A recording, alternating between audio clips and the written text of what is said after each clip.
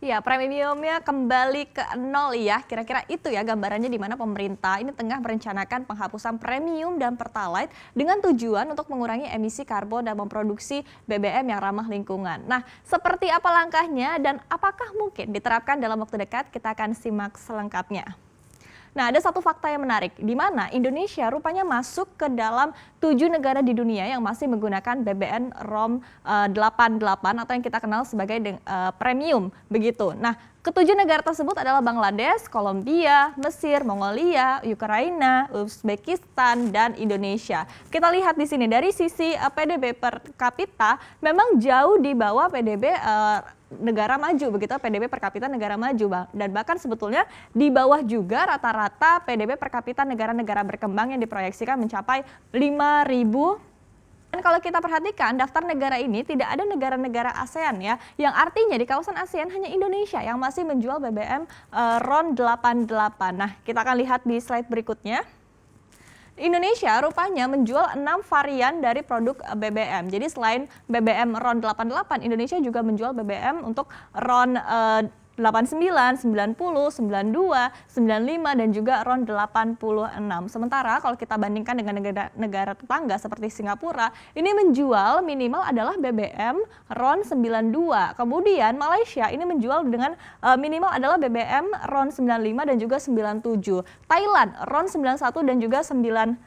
Sementara Vietnam ini menjual BBM RON 92, 95, dan juga 98. Ini artinya adalah bahkan sebetulnya negara-negara tetangga kita sudah lebih maju dalam urusan BBM karena BBM yang dijual ini memiliki Richard Octane Number ataupun juga oktan yang lebih tinggi. Nah, pertanyaannya adalah mengapa ini penting menjadi sorotan? Sumbernya adalah isu kompleks yang tengah menjadi perhatian bagi belahan dunia manapun, yaitu global warming. Dan pada perjanjian Paris, Konferensi Pers Perubahan Iklim PBB ke-21 pada Desember 2015 lalu, Indonesia rupanya telah berkomitmen untuk menurunkan emisi hingga 29% di tahun 2030. Ini dan kemudian sebagai langkah konkret dari dalam negeri, diterbitkanlah Permen Kementerian Lingkungan Hidup nomor 20 tahun 2017, di mana di sini menyaratkan standar minimal ghost oil adalah standar Euro 4, yaitu adalah minimalnya RON 91. Dan tentu kita sudah paham ya bahwa semakin tinggi oktan, maka semakin baik kinerja mesin kendaraan dan juga akan semakin ramah lingkungan. Karena hasil buangan atau polusi dari kendaraan ini akan semakin sedikit. Sehingga pemerintah pun berencana melakukan ataupun juga melaksanakan aturan ini secara bertahap mulai dari tahun 2018 hingga di tahun 2021. Nah, mungkin Anda jadi harap-harap cemas begitu ya dengan isu premium dan juga pertalite yang akan dihapuskan. Karena jujur saja dua opsi ini tampaknya masih menjadi pilihan utama masyarakat Indonesia, apalagi kalau bukan biayanya yang lebih murah dan juga sebetulnya adalah BBM subsidi untuk masyarakat kecil. Dan kita akan lihat seperti apa konsumsinya di masyarakat.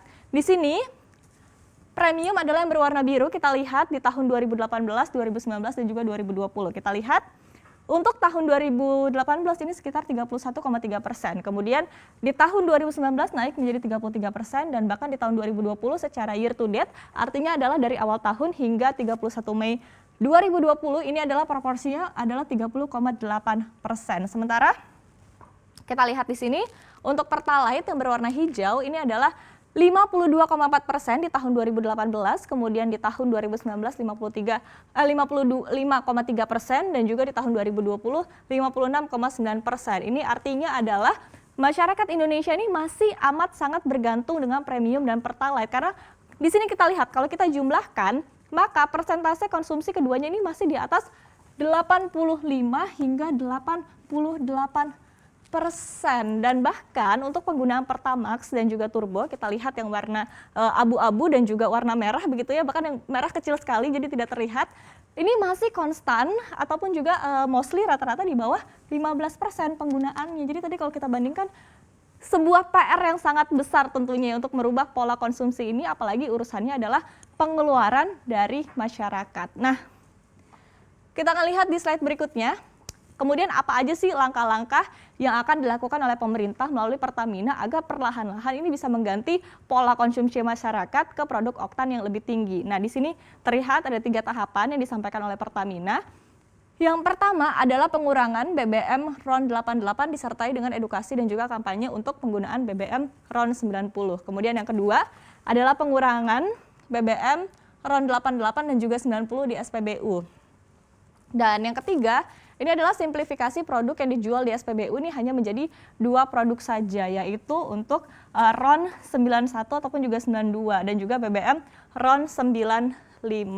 Nah, kemudian kalau kita lihat, memang kalau dari sisi emisi lingkungan, keputusan pemerintah untuk menghapus premium dan juga pertalite ini merupakan langkah yang tepat. Namun, rupanya dari sisi BBM sebagai komoditas penggerak ekonomi muncullah persoalan baru, yaitu akibat konsumen yang terpaksa pindah ke BBM yang secara harga lebih mahal. Nah, ini sensitif ya, memang kalau isu soal harga. Dan ini menjadi penting untuk menjadi sorotan, karena seperti apa nanti implementasinya agar tidak menambah beban di masyarakat. Nah, kita lihat.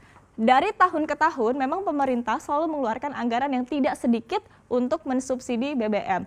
Dalam APBN 2019, di sini kita lihat datanya bahwa subsidi energi ini meningkat yaitu jadi 69,24% di tahun 2019. Ini menjadi 159 triliun rupiah. Ini dari jumlah ini, subsidi BBM rupanya menempati posisi yang terbesar. Kita bisa lihat di sini bahkan mencapai angka 100,65 triliun rupiah, disusul baru subsidi listrik, subsidi pupuk, subsidi kredit program, dan juga subsidi pajak, serta PSO. Nah, memang kalau kita lihat data ini tidak mudah ya ditinggalkan saat lagi sayang-sayangnya, tapi melihat rupanya hanya tinggal 7 negara di dunia yang masih menggunakan RON 88 alias premium, tampaknya penghapusan BBM jenis ini bukan lagi menjadi opsi, melainkan keharusan. Apalagi pemerintah sebetulnya sudah memiliki janji di hadapan dunia untuk mengurangi polusi udara demi kualitas lingkungan hidup manusia yang lebih baik. Kemudian melihat fakta-fakta tadi, seperti apa tanggapan dari Anda dengan dihapuskannya BBM premium dan juga pertalite? Setujukah?